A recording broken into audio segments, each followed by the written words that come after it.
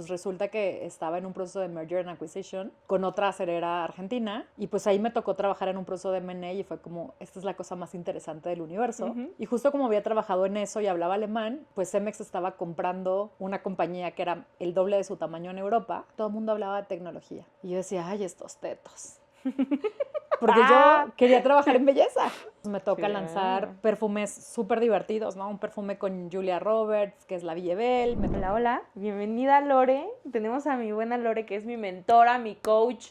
Es aquella mujer que yo admiro así con unas ganas, que digo, es una locura. Y estoy muy feliz de tenerte por acá. Así que bienvenida, Lore. Yo también. Mi Tami, como siempre, muy contenta de estar acá, de verte crecer, de ver todos tus pasos y tus logros. Así que súper contenta de estar acá. Yo estoy todavía más emocionada de ver todo lo que vas a estar haciendo próximamente. Porque se viene chismecito. Exacto, por eso nos habíamos guardado el episodio hasta que ya tuviéramos pudiéramos platicarlo, exacto, así que me emociona muchísimo eso.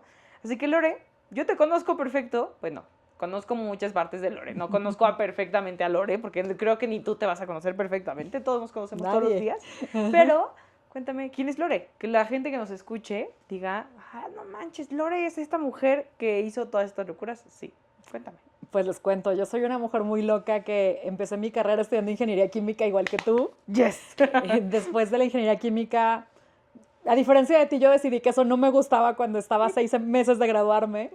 Estaba haciendo un internship en L'Oréal en Alemania y fue de, Dios mío, esto no me gusta el laboratorio, no me gustan los procesos productivos, detesto las fábricas. Y entonces regresé a Monterrey y les dije a mis papás así como él, ¿y si me cambio de carrera y estudio, no sé, medicina o relaciones internacionales? Y mis papás así de, no estás loca, güey, acabas de ingeniería química y si de ahí decides si quieres estudiar otra cosa, tú te lo pagas. Okay. Y entonces, pues regresé a México, empecé a trabajar primero para una acerera. Y esa acerera, pues resulta que estaba en un proceso de merger and acquisition con otra acerera argentina. Y pues ahí me tocó trabajar en un proceso de M&A y fue como, esta es la cosa más interesante del universo. Y justo como había trabajado en eso y hablaba alemán, pues Cemex estaba comprando una compañía que era el doble de su tamaño en Europa. Wow. Y entonces fue como, ¿no te quieres venir al equipo de M&As? Y fue una de las mejores decisiones que tomé en mi vida, porque empecé a trabajar en este equipo de M&As con puros chavos que eran de mi edad. Y pues fue un exposure a poder trabajar en Europa, en Medio Oriente, en Asia, a tener muchísima responsabilidad desde recién graduada, a trabajar pues con personas con un perfil súper alto en la organización, porque casi toda la gente que estuvo en esa operación de Europa del Cemex, oye, soy el equipo de liderazgo de Cemex. Y pues una súper buena escuela, ¿no? Y mucha de esa buena escuela era, pues también eran otros tiempos, o sea, te estoy hablando que esto era antes de la crisis, del 2008, y justo fue algo que me abrió las puertas a voltear y pensar, bueno, ¿y si me voy a estudiar la maestría en una Ivy League, no? Y pues Cemex me dio muchas de esas tablas para poder pensar en que eso podría ser una posibilidad. Me voy a la maestría, estudié un MBA en Kellogg y un M&M en Northwestern. Y estando allá, había una cosa que me daba mucho la atención, que era que en el M&M todo el mundo hablaba de tecnología. Y yo decía, ay, estos tetos. Porque yo quería trabajar en belleza. Cero Entonces, que ver. Cero que ver. Yo quería ir a trabajar a la Quinta Avenida, quería trabajar en moda. Y, o sea, yo todos mis proyectos, mientras ellos hacían proyectos sobre cómo era diseñar productos en Apple, o en Google, o en Amazon, o en Netflix, porque justo Netflix en ese entonces estaba haciendo la transición a streaming. Wow. Pues, o sea, yo estaba así de, ay, no, yo quiero hacerlo del Heavenly Bed, del Westin, quiero ver unas bolsas ecológicas, porque hicimos un proyecto de temas ecológicos para Coach. Okay. Como puras cosas como súper diferentes. Y yo volteé y decía, ay, no, yo no entiendo estos tetos con la tecnología. ¿Por qué es tan importante? ¿Por qué es tan importante? ¿Por qué hacen eso? Y entonces, pues yo logro mi cometido, me voy a trabajar a la Quinta Avenida, a Nueva York, a trabajar en L'Oréal. Trabajo para una marca que se llama Lancôme, que son las joyas de la corona. Entonces, así como la marca francesa de lujo del grupo que hace un montón del revenue en uno de los mercados más importantes, que era Estados Unidos. Aparte, en una categoría importante, porque primero empecé llevando temas de fragancias y de skincare. Y entonces pues me toca lanzar perfumes súper divertidos, ¿no? Un perfume con Julia Roberts, que es la Ville Belle. Me toca lanzar Me mama la Ville Belle. Así de, ese es mi hijo. Lancé el Tresor Midnight Rose con Emma Watson, pero ese nada más fue el lanzamiento, no fue toda la creación como me tocó en la Ville Belle. Me tocó hacer las cremas de Renergy con Kate Winslet, me tocó hacer el Visionaire con Lupita Nyong'o y fue como la primera colaboración que hicieron con alguien de color. Wow. Me tocó meter las marcas a e-commerce. Entonces era pues entrar al Macy's.com o tener el Lancome.com. Y luego me tocó también esta transición a no querían entrar ni a Ulta ni a Sephora. Porque pensaban que eran canales de masa y era como, no, es donde compra el millennial. Y entonces era como el cómo llevabas la experiencia al millennial y cómo mantenías una experiencia de lujo. Entonces fue una súper escuela. Yo siempre digo que fue mi otro MBA, que fue mi Master in Beauty Administration.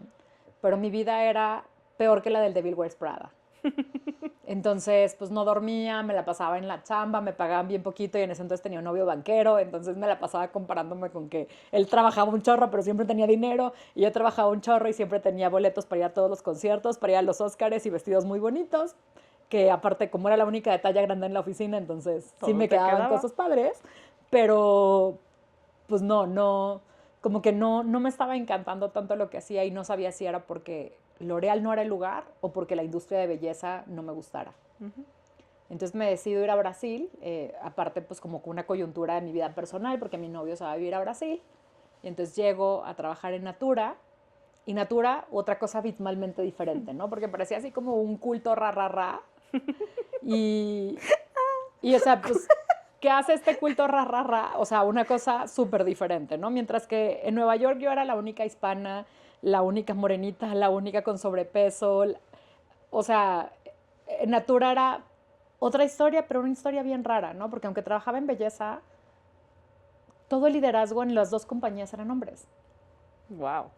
Y entonces era como, a ver, algo aquí está medio roto, ¿no? O sea, hay un montón de mujeres y de gays en estas compañías en entry-level positions. Pero nadie en el C-level. Pero ¿por qué nadie es presidente de una marca? ¿Por qué nadie es C-level?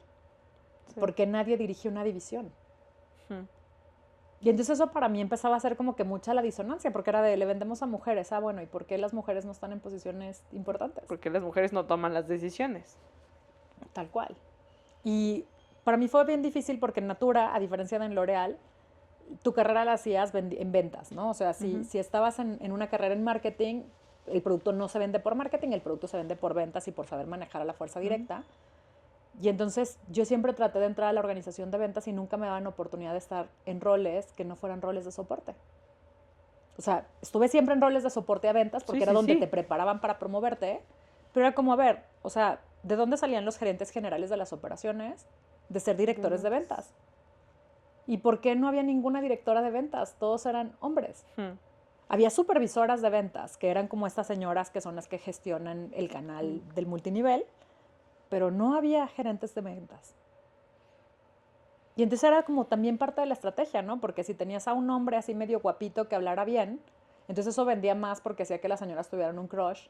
Claro. Y entonces, pues eso iba construyendo el negocio, ¿no? Y para mí eso era como bien frustrante. Yo decía, a ver, parte de por lo que me fui del cemento a la belleza era porque yo pensé que los boardrooms iban a ver diferentes. Y no. Eran igual. Y peor. O sea, peor todavía, más acrecentado el tema de la diferenciación, porque no tienes congruencia. Todavía en el cemento puedes decir, ay, le tengo que vender a puros hombres porque son puros constructores y porque los arquitectos y lo que, no y sé. los albañiles lo que y whatever. Quieras. Y pues porque, a ver, a lo mejor por mujeres no nos llama tanto la atención y en Cemex, en el entry level no éramos tantas mujeres, ¿no? Claro, era todo lo contrario, eran muy poquitas. Pero acá, 98% casi de la gente éramos mujeres y toda la o gays, y toda la directiva acá eran hombres straight. Entonces era como, no, algo aquí está medio roto, y entonces como que empecé a buscar una oportunidad para volver a México, y justo me vine a implementar un producto de multinivel para México. Y estando acá me llaman unos alemanes de Rocket Internet y me dicen, oye, queremos abrir el copycat de Amazon en América Latina y nos encantaría que tú llevaras las categorías de belleza. Y yo, o sea, una casa aquí en Polanco, en una mesa de esas de Coca-Cola, de aluminio. O sea, se veía cero legit el asunto. Me encanta. Casa en Polanco, pero con mesa de Coca-Cola, a huevo. Pero aparte así como que una casa de Polanco, ¿cómo te diré? O sea, así muy rara, de esas casonas así como medio abandonada. Entonces era como que parecía medio que una cosa de Halloween con unas mesas de aluminio de esas de Coca y con las sillas esas de aluminio de Coca, ¿no? Y fue como bueno, suena como algo arriesgado, pero a la vez divertido. Y pues hice una trampa, que fue el voltear y decirles, bueno, si vengo a trabajar con ustedes, voy a trabajar la mitad de la semana con ustedes y la mitad de la semana voy a seguir trabajando en mi trabajo Godínez. Y entonces en mi trabajo Godínez, como yo trabajaba para la operación internacional, yo les decía los días que estaba con la gente de Linio que estaba trabajando para la otra operación. Y viceversa, ¿no? Entonces, pues fue como algo que me dio estas tablas de probar. Lo intenté por 3 meses. No me había ni siquiera mudado por completo a Ciudad de México. O sea, yo mis cosas seguían en Argentina. Y, o sea, fue como, bueno, esto ya despegó, ya funcionó.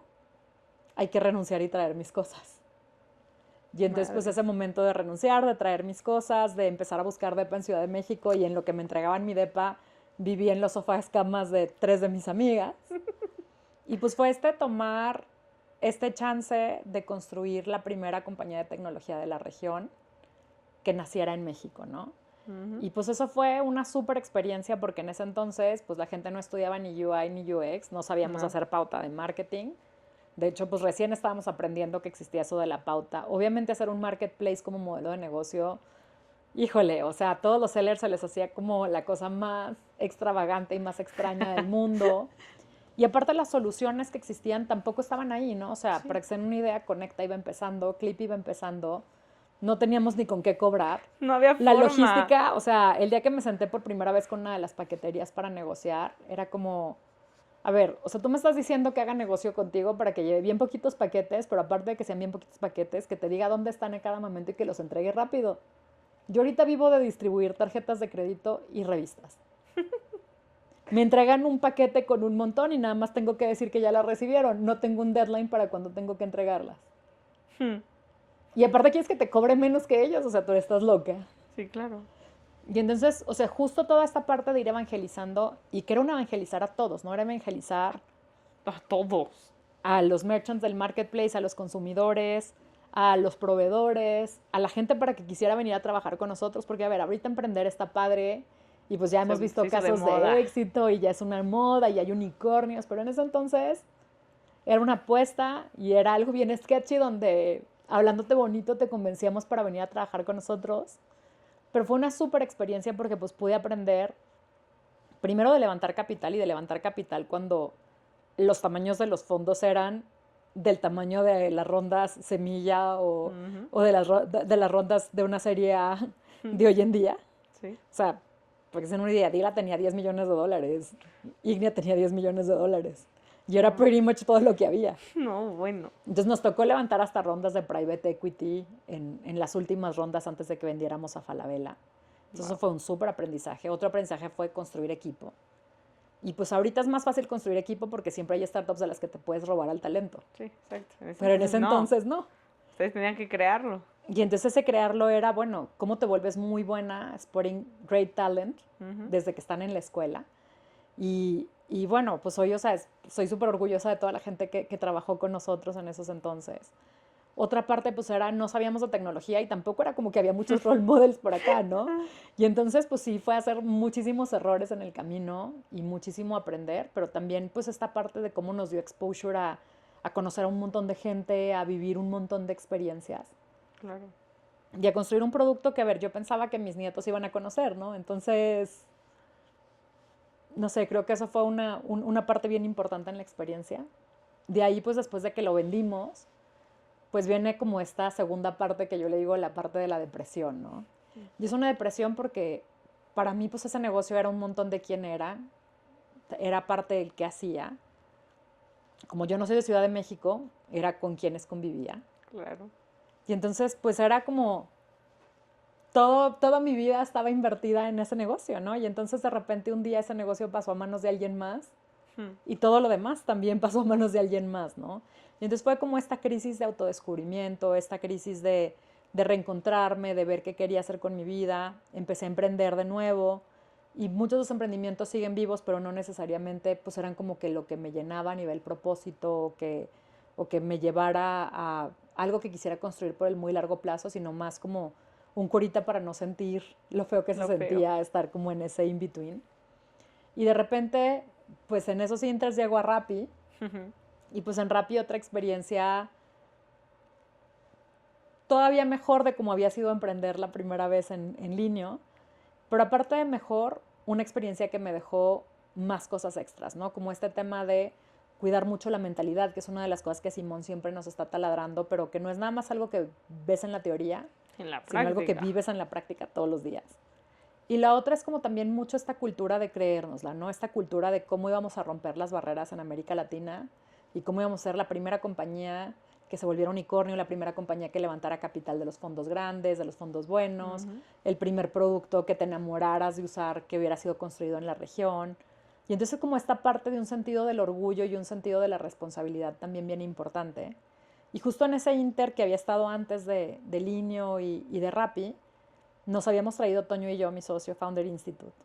Y ahí pues también vino otra parte, ¿no? Que era como esta parte de cómo seguimos construyendo ecosistema, cómo ayudamos a que sigamos creciendo, porque justo fue en esa coyuntura de cuando iba a ser el cambio de gobierno y que iba a desaparecer el INADEM. Y para nosotros era como si sabemos que el avance económico de nuestra región va a suceder. Y depende de los emprendedores. Por el emprendimiento, ¿cómo le hacemos para que esto no se caiga? Y sobre todo no se caiga en la etapa más temprana, ¿no? Porque justo veíamos que conforme el ecosistema se sofisticaba, iban llegando más fondos para poder soportar las etapas más tardías, pero la etapa más temprana, pues es el patito feo que a nadie le gusta porque es el riesgo más alto, ¿no? Y entonces es algo que hemos hecho por ya casi 6 años, 7. Entonces, pues ya llevamos 14 generaciones o 15, una cosa así. Entonces, pues ha sido también este camino de ir trayendo a nuestros amigos a que den esas clases, a que cuenten sus experiencias.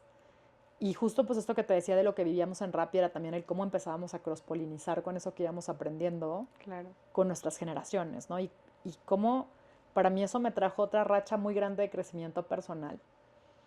Fuimos a hacer un proceso de coaching con un coach de Silicon Valley, que es como el proceso que yo hoy coacheo, porque me cambió tanto la vida que decidí que era algo que también quería compartir con el mundo y que quería que más personas hicieran. Y de ahí llegó una muy buena oportunidad para irme a Story. Así que me voy de primer hire ejecutivo en Story antes de que fuera siquiera conocido en el mapa, ¿no? O sea, no, lejos cuando de que fuéramos unicornio, nadie tenía idea de que existía. Pero también una etapa muy bonita porque es esta parte de cómo platicar con los founders y empezar a compartir la visión, de empezar a compartir cómo tendría que verse la cultura, cómo tendría que verse las dinámicas del negocio, empezar a construir esos primeros procesos de producto, darle una vuelta por completo al producto, a la marca. Y entonces, pues es como este proceso en el que, ok, de repente llegamos al primer 1,000,000 de usuarios y de repente nos volvimos unicornio. Y fue también un proceso pues bien interesante, porque fue vivirlo desde una etapa todavía más temprana, donde me había tocado vivirla en Rappi, y de una etapa todavía más cercana. Y entonces fue como, ok, quiero emprender, me voy a emprender a hacer una startup de software as a service con inteligencia artificial para medir clima organizacional sin encuestas. Crecemos muy rápido con un equipo muy chiquito. Y de repente salimos, levantamos una ronda de inversión, nos va súper bien en el levantamiento de la ronda. Y de repente llega una coyuntura política, socioeconómica, regulatoria, y de repente eso que iba funcionando súper bien tiene que parar por un tema regulatorio y de compliance, ¿no? Y justo pues esta parte entre el proceso del duelo, de pensar que por fin ya la estabas armando y que de repente ¡pum! No. Y pues este proceso también de duelo, de tener que dejar ir al equipo, este proceso de hablar con los inversionistas y de poder cerrar de la mejor manera posible. Y pues eso, o sea, es un proceso largo, es un proceso doloroso, es un proceso donde el haber hecho bien la tarea de tener un muy buen board te ayuda a que el proceso sea un poquito menos complicado. Pero la realidad es que pues es una noticia que no le quieres dar a ningún fondo, ¿no? O sea, el día que llegamos y le dijimos a uno de los fondos así de que nos habíamos quebrado, o sea, el inversionista me volteó la mesa del café así de, ¿cómo? Si eran mi fund returner, ¿no? O sea, si iban tan bien. Y pues es esta parte donde volteas y dices, a ver, hay unas cosas que puedes controlar, otras que no. Incluso pues esto que tratamos de hacer luego para darle la vuelta, de poder lanzar otro producto on the side y ver si ese lo podíamos crecer, pero que luego justo por las coyunturas regulatorias fuera como no, a ver, no es seguro que lo hagan. Y, o sea, se están metiendo en un lugar como de muchísima incertidumbre por qué está pasando con la regulación. Sí. Va a ser difícil que puedan darle ese retorno a los inversionistas y es como esta parte también de voltear y decir, bueno, ¿qué es lo adulto? ¿Qué es lo responsable que hacer? ¿Les regresamos el dinero? ¿Cómo cerramos bien? Y pues ese proceso también de cerrar, que lleva tiempo, que lleva esfuerzo. De ahí tuve una oportunidad buenísima que fue de irme a trabajar como Entrepreneur in Residence y como scout a uno de los fondos que nos había invertido. Entonces el haber aprendido, no nada más porque me siento en varios consejos de fondos de inversión, el cómo se toma esa última decisión de la inversión, sino el cómo se toma la decisión completa desde que hablas por primera vez con un founder, desde que haces un memo de inversión, desde que tomas una decisión de a quién le vas a invertir y luego cuánto valor sí les puedes dar o no como fondo y dónde es donde está el mayor valor que les puedes dar de acuerdo a ir viendo un montón de problemas con los founders. O sea, ahí viene como este otro componente de cómo se vuelve bien interesante, ¿no? Sí. Y es bien complicado. Sí. Y de ahí viene lo mejor. ¿Y? Que es la etapa actual. Y pues justo esta etapa actual es pues una etapa que todavía tiene mucha incertidumbre en el sentido de esta certeza de en qué vamos a emprender per se. Sabemos que hay una industria que nos llama mucho la atención, que es aviación. Sé que tengo un equipo de ensueño en el sentido de, o sea, Toño ha sido mi socio desde hace varios años, hemos llevado Founder Institute juntos desde hace varios años, estuvimos juntos en Rappi, juntos en Story, hemos estado juntos en las buenas, en las malas, en las no tan buenas, en las más no o menos, malas. en las no tan malas. Y entonces hay una cosa de la que yo sí tenía 100% de certeza cuando entré a hacer Entrepreneur in Residence, que era, yo de aquí voy a salir emprendiendo y, o sea, eso era algo que tenía 100% seguro, ¿no? Y la otra cosa que luego tuve segura fue por ahí de octubre, noviembre, que me senté a platicar con Toño, como que a contarle ya en dónde estaba cuando regresé de vacaciones y de que ya iba empezando como que a tomar este rol de IR. Y fue como tengo 100% de certeza de que eres el partner correcto. Y que yo vuelto y digo, si un día llego a tener esa certeza en mis relaciones de pareja, no manches qué fácil va a ser. Porque justo, o sea, con Toño es una de esas relaciones en las que 1 más 1 da 3. Que es una persona súper complementaria a mí, es una persona que yo sé que always has my back. Y sobre todo como que hay una parte donde parte siempre esta relación, que es we always have our best interest in hand, ¿no? Y ese interest compartido. Y entonces creo que eso fue lo que hizo que cuando hicimos Paga con Rappi creciera tan rápido, que cuando hicimos el producto en Story que llegáramos a ese 1,000,000 de clientes tan rápido. Y entonces justo por esta parte de cómo somos complementarios, cómo nos gusta construir equipo y sobre todo cómo tenemos estos valores de lo que realmente importa tan iguales, ¿no? O sea, tenemos esta formación de nuestras casas que es tan parecida que entonces hace que nuestras discrepancias sean muy chiquitas y en cosas súper tontas. Entonces como ceder no cuesta nada de trabajo. Claro. Y o sea, creo que yo lo que le deseo a cualquier founder es eso. Un buen socio. Un buen socio. Que creo que es lo más difícil de conseguir. Así que creo que aparte de todo lo que has aprendido en toda esta vida de locos, ¿no? Porque creo que son muchos años, es mucha experiencia, son muchos unicornios, ¿eh, Lore? Son muchos unicornios, nada más, ahí te lo pongo. Que naturalmente creo que se da de forma natural que tengas este crecimiento y que pues lo que se viene va a estar de locos, en un muy buen sentido. O sea, creo que ese es el punto, ¿no? Que en algún punto llegues a tal inflexión que digas, ya, we're done, listo, mi unicornio ya lo hice. Sí, y es esta parte de cómo vas viendo también que es más inevitable hacerlos, ¿no? Y a lo mejor la primera vez que estás construyendo es mucho como esta parte de cómo aprendes el proceso, cómo aprendes de las personas, pero justo cuando ya has visto que esa receta se va replicando muchas veces, te das cuenta que esa receta secreta realmente no es tan secreta y que hay como ciertos pasos de ejecución y ciertos pasos de construcción de equipo y ciertos pasos de construcción de negocio que tienen que estar. Y creo que para nosotros por eso era tan importante como esta parte de primero el con quién y después el qué, ¿no? Y después el qué porque sabemos que el cómo ya sabemos cómo. Y ese qué, o sea, creo que ese es uno de los errores que a veces cometemos más los que ya vamos por la segunda o la tercera vuelta. Porque es como, ya llevamos tantos años en lo que yo le digo Disneylandia, que es este mundo, o sea, yo ya la verdad, profesionalmente llevo la mitad de mi carrera en Disneylandia y la mitad de mi carrera en Godinlandia. Pero la realidad es que en Disneylandia, pues muchos de los problemas que vemos no son problemas para el resto. No. Y justo mucho de lo que me empezaba a pasar cuando de repente veía Second Time Founders o Third Time Founders que me llegaban y me pichaban, era como, a ver, la forma en la que está la construcción es impecable, ¿no? O sea, y cuando digo impecable es cap tables impecables, ya con ESOPs puestos, la forma en la que tienen articulado el producto y los pitches impecables, pero es como... El problema. Y entonces mucho problema vitamina, mucho problema wannabe. Y creo que por eso para nosotros esta parte de ir de regreso a estas industrias más tradicionales y ver qué les duele y verlo desde cerca es una de estas partes que ha sido bien importante en este proceso. Y aparte de esas industrias es como también esta parte del autoconocimiento y del pasar estos procesos de coaching de nosotros mismos de, a ver, ¿qué nos gusta?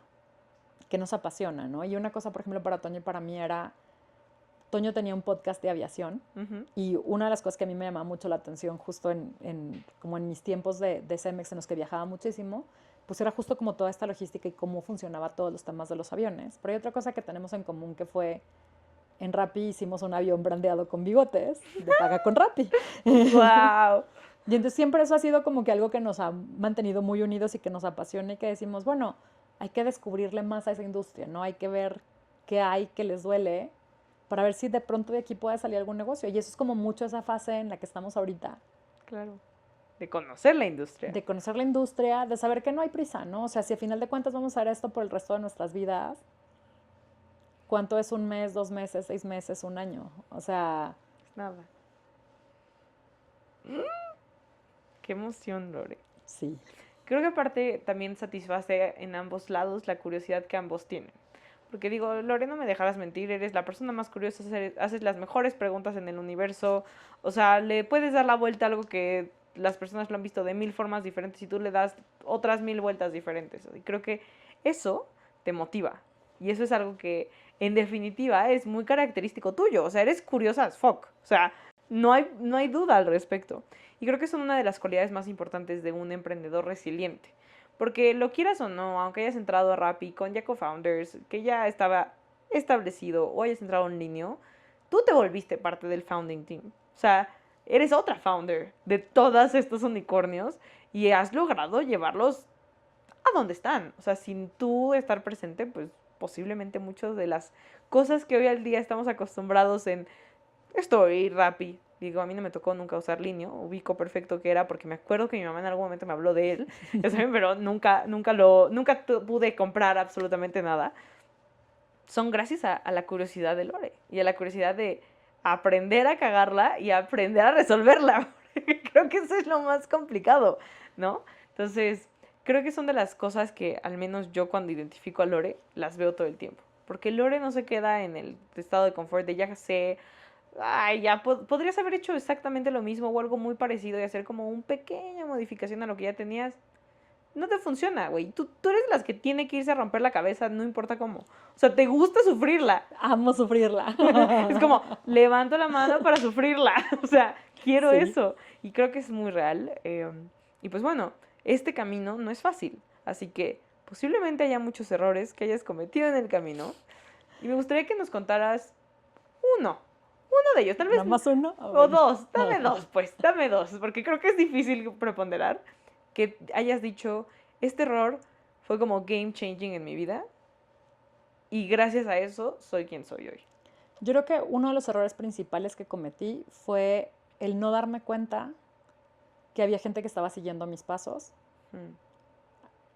Y justo que eso no me hubiera empujado antes a trabajar en mí, a trabajar en mi presencia ejecutiva, a trabajar en mi comunicación, a trabajar en mi inteligencia emocional.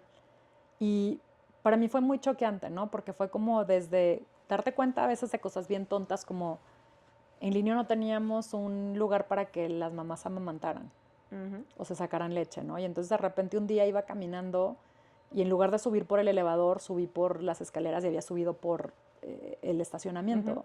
Y ya una chava de mi equipo sacándose leche en el coche. Y fue como híjole, qué envidiosa soy. O sea, obviamente ningún hombre nunca va a pensar en esto. Claro. Y yo que soy la responsable de pensar en esto, porque no tengo ese problema, nunca se me ocurrió.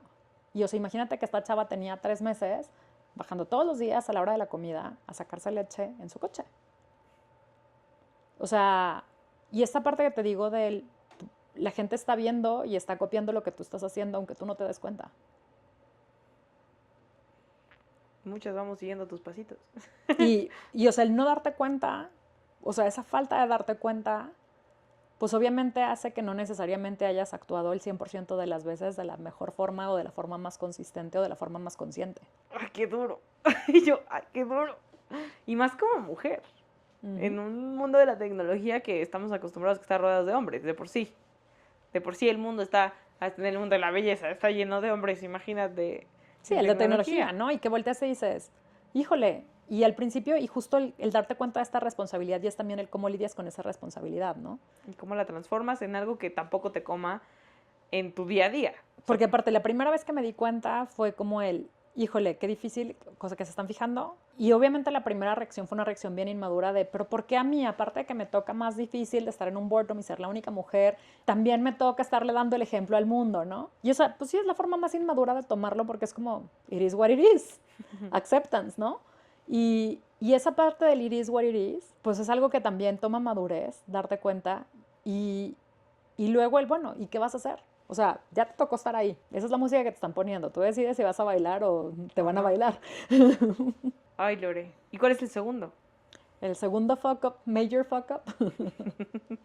Uy, es que pasaban tantos. Por ejemplo, en línea era uno todos los días, ¿no? O sea, major fuck ups desde se nos olvidaba pagar el dominio.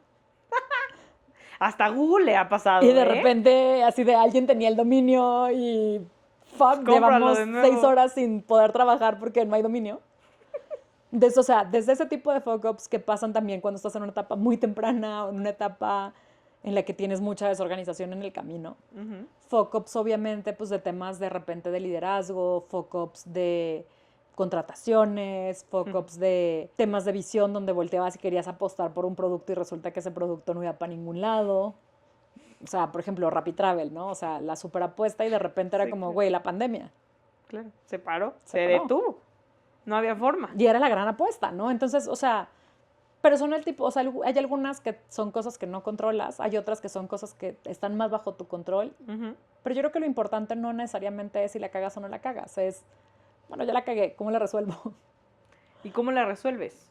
Y esa parte de cómo la resuelvo creo que tiene que ver con 2 o 3 cosas, ¿no? El desde dónde la resuelves. Ok.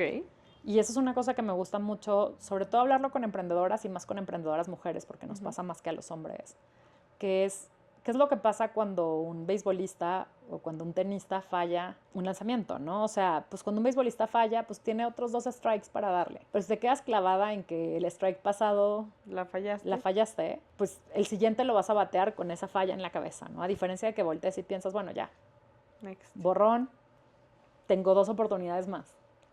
¿Cómo tengo que estar y dónde me tengo que centrar para que las siguientes 2 sean sacadas del estadio? Y, o sea, creo que esa parte de poder hacer ese reset es una de las partes bien importantes. La segunda, pues justo esta parte de, una vez que tienes el reset, cómo puedes tener esta recursividad. Y para mí esos recursos pues tienen que ver obviamente con 3 cosas, ¿no?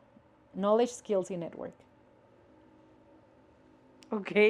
Entonces, ¿por qué? Porque siempre puede haber alguien en el network si no sé cómo se hace que me pueda decir cómo.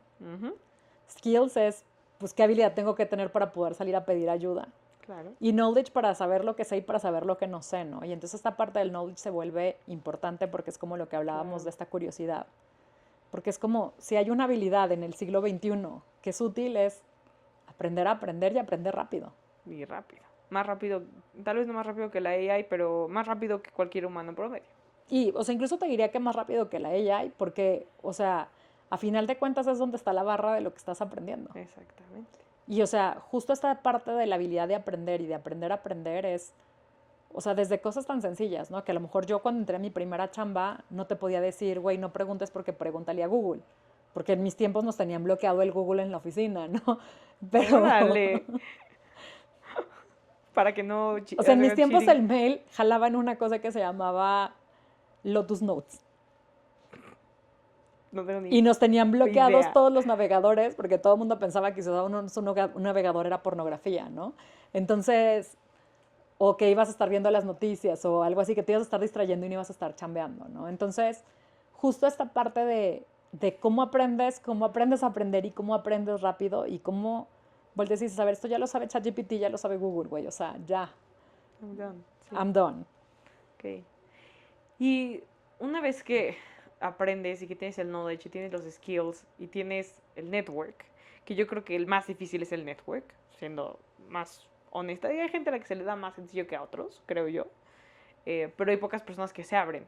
¿Tú cómo crees que has podido construir este network en el que yo creo que se te da muy natural porque eres súper abierta, súper tranquila, eres muy approachable, o sea, nunca nunca siento que he tenido una cara de mamona o algo, jamás, o sea, creo que hay chavos o emprendedores todavía way below you que son todavía más mamones, o sea, imposible.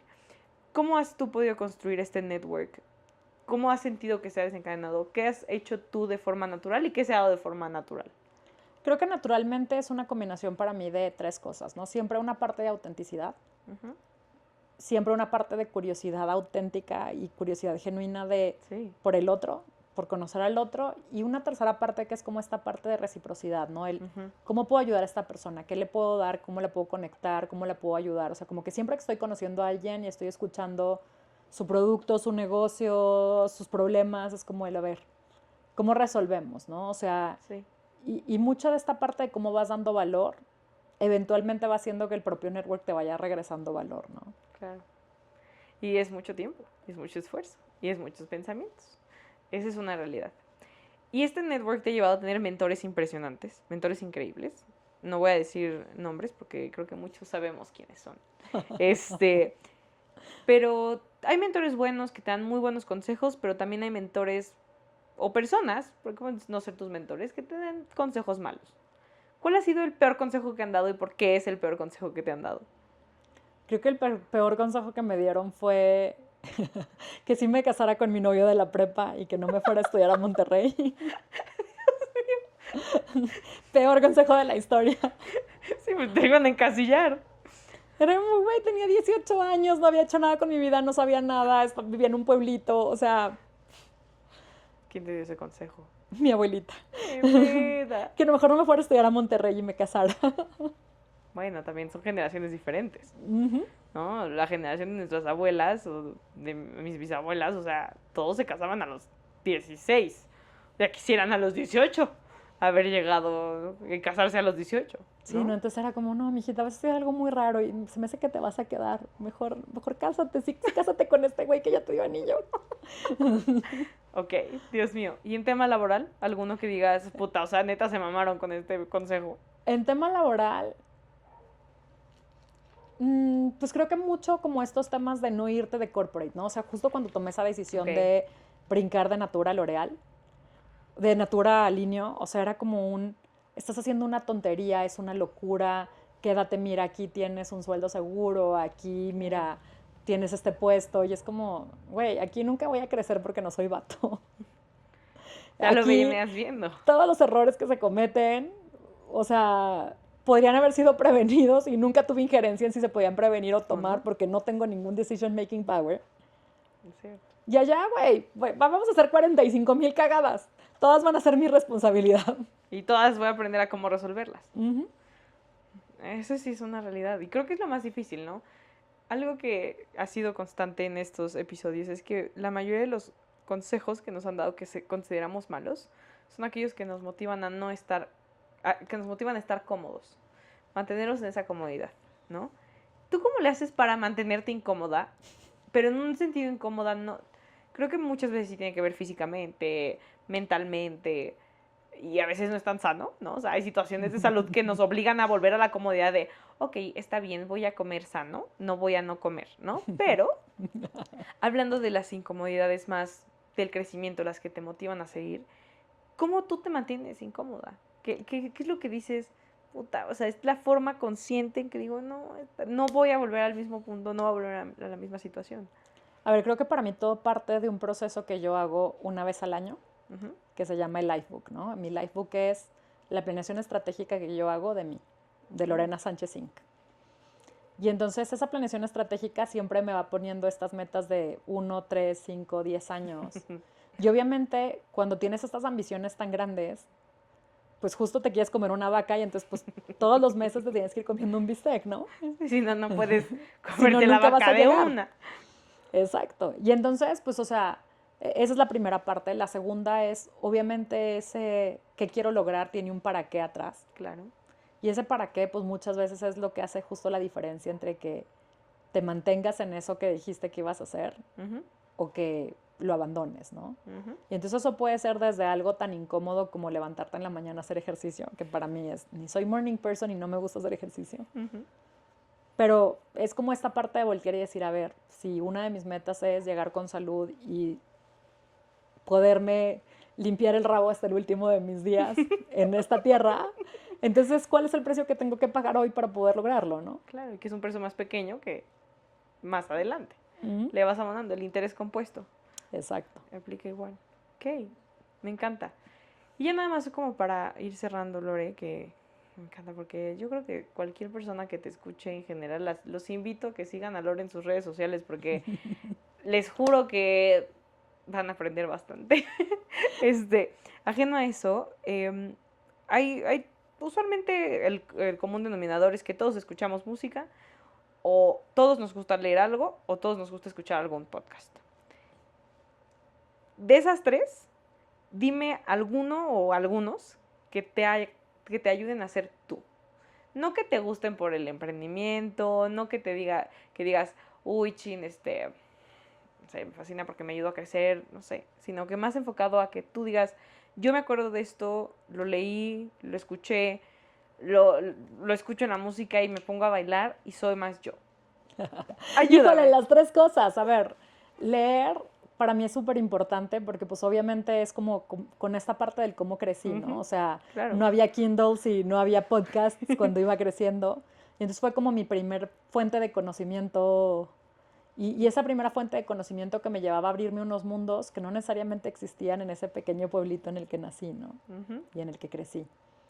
De ahí, pues obviamente en libros está siempre mi libro favorito, que es el de Sentirse Bien, que es un libro de un terapeuta, que es un psicólogo y un psiquiatra de Stanford, y que justo es uno de los principales promotores de la terapia cognitivo-conductual. Okay. Y esas veces que, o sea, es uno de esos libros de los que leo una vez al año, de regreso, y cada vez le encuentro algo nuevo de, todavía esto no lo tengo al 100% internalizado, ¿no? Okay. Pero es justo esta parte de cómo construyes ese músculo en la cabeza, donde volteas y dices, ¿la cabeza me controla a mí o la controlo yo?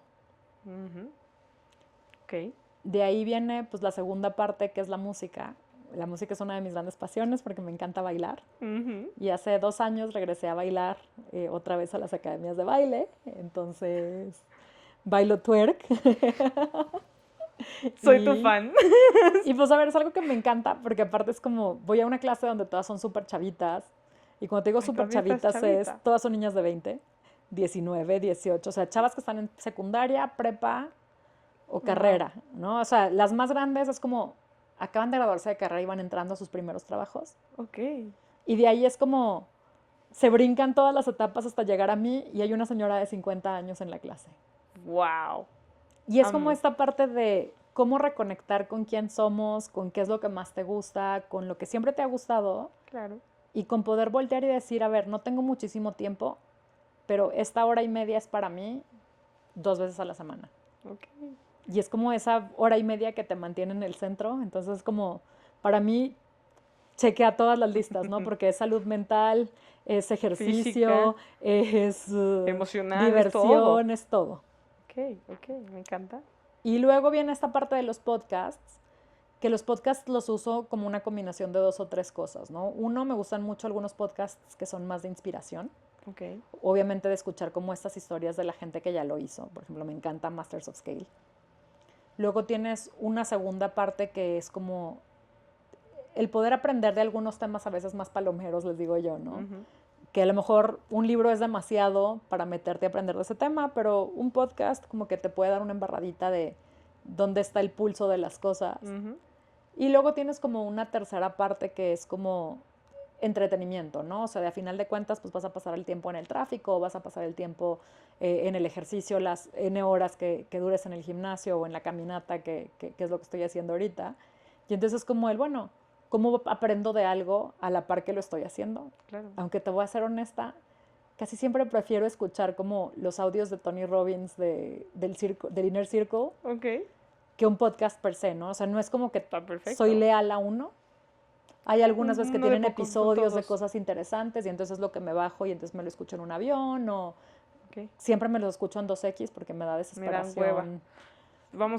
Yo escucho de estos en 3.5 porque ya Spotify dice 3.5. Así que sí. Ujú. Aparte hay un dato bien chistoso acerca de los podcasts. El 80% de la gente no se queda más del minuto 15. Sí, ese va a estar bueno. Next. Entonces sí, es súper loco. Ok, buenísimo, Lore. Y nada más para cerrar. En un año, de aquí en un año, si volvemos a entrevistar a Lore, ¿qué va a pasar? ¿Qué va a pasar en la vida de Lore que digamos, wow, esto es lo que va a estar sucediendo y deberíamos estarlo revisando? A ver, yo creo que varias cosas, ¿no? O sea, uno, obviamente a nivel personal y de salud, pues hay una meta muy clara que me marqué hace 9 meses con respecto a mi salud. Entonces, de aquí a un año ya debo de estar en mi peso meta y ya debo de estar más fit. De aquí a un año también, o sea, ya mi negocio debe de estar up and running, este nuevo emprendimiento, ya debemos de tener nuestros primeros 10 millones de revenue. Entonces... De dólares. De dólares. No pesos. Entonces, esa es como la segunda parte que está ya también como muy marcada, el que tiene que estar pasando. Súper. Y creo que, o sea, a nivel relaciones, pues para mí es como muy importante el poder seguir nourishing esas relaciones que son importantes para mí. Y justo me voy a acordar muy bien de cuándo sea un año, porque cumplo años el próximo martes. Va a ser muy así sencillo. que va a ser muy sencillo. Va a ser muy sencillo, no te preocupes. En un año, digo, no sé qué vamos a hacer para tu cumpleaños ni cómo te vamos a festejar, pero algo vamos a hacer porque, mujer, oye, hay que disfrutar la vida y es la única forma. Eso sí. Así que en un año vamos a acordarnos. Una semana antes de tu cumpleaños te voy a decir, Lore, ¿qué onda? ¿Dónde estamos? ¿Dónde andamos? ¿Cómo vamos? Me parece excelente. Pues Lore, muchas gracias por No, todo. a ti. Por todo, porque me encanta, porque me fascina y espero que los que nos escuchen entiendan y vean el valor que tiene esta mujer enfrente de mí, porque la amo. O sea, yo, aparte soy bias, o sea, ha sido mi coach, lo siento. O sea, mejor coach del mundo. Y créanme que he tenido varios coaches. Los vatos no funcionan, Lore sí. Esas preguntas difíciles. Esas preguntas difíciles, exactamente. Pues bueno, muchas gracias, Lore. No, a ti, Espero a mí también. tenerte pronto. Qué gustazo. Gracias. Gracias.